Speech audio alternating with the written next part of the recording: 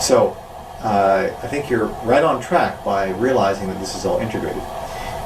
The other piece of information that may be relevant for you, and then we're going to have to probably summarize this a bit, is that we also know, and certainly the Soviets were very astute to this, that when you can look at the solar cycle, which crudely reflects geomagnetic activity, correlation is about 0.7, using yearly increments, 0.8,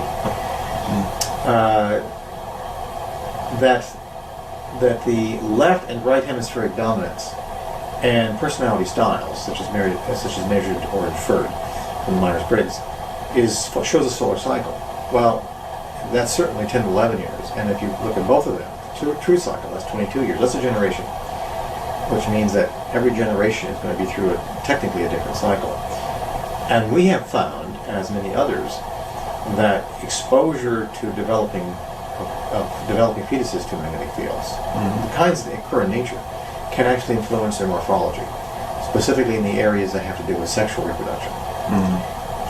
That you can basically demasculinize or feminize the masculine brain by the appropriate magnetic field just around birth. This is in rats, which can be controlled experimentally, and you can measure the neurons quite quantitatively. So these are going to be subtle effects, and they're going to be enough, however, to show up epidemiologically. So in experimental design, it may not be obvious if you have 5 animals in a group, but if you have 200 million people in the population, it's going to make a big difference.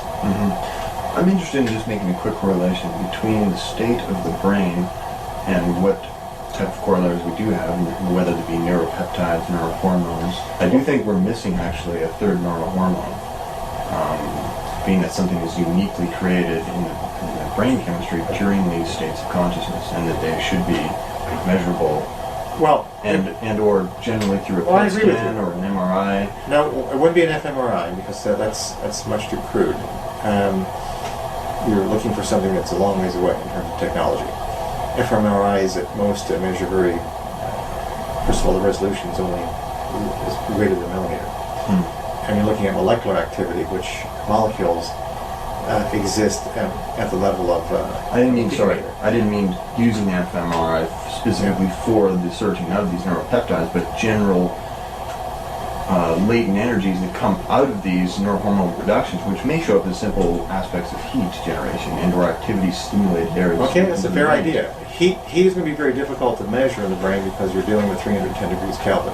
And some of the aspects which would be correlated to spin states of the electron conductivity occurring through the stepping process of these are all splendid ideas. Spin states are very difficult to measure, and if you're measuring them, you usually measure them with very, very strong fields to knock them out. That's the problem with using MRIs. But your idea is a splendid one, and you may want to try this. You may, as opposed to, you may want to look for metabolites. Now, we do know that some people make DMT in their brain, which is basically the active ingredient of ayahuasca. It's also known that with marked individual variability, some people may make biochemical sequences that are not like the norm. And what defines a drug is basically a chemical not made in the brain or in your body. But some people make chemicals that other people would be called drugs because they make them in their body. One compound you may want to look at, of course, is melatonin, which is remarkably sensitive to magnetic fields, degrade quickly. But you're right, I think that would be a great target, a great trigger, or I should say a great tag, for looking at the presence of magnetic fields. But it's going to be probably indirect through a metabolite. See, there's a correlation what I'm finding that the initiate was trying to produce, which was in some cases in the Indian, the Vedics, through mandala use. And I guess I'm trying to show quantitatively how these processes do directly affect the neurochemistry. Well, and excellent. A lot of this does have to do with geometry, as they're finding actually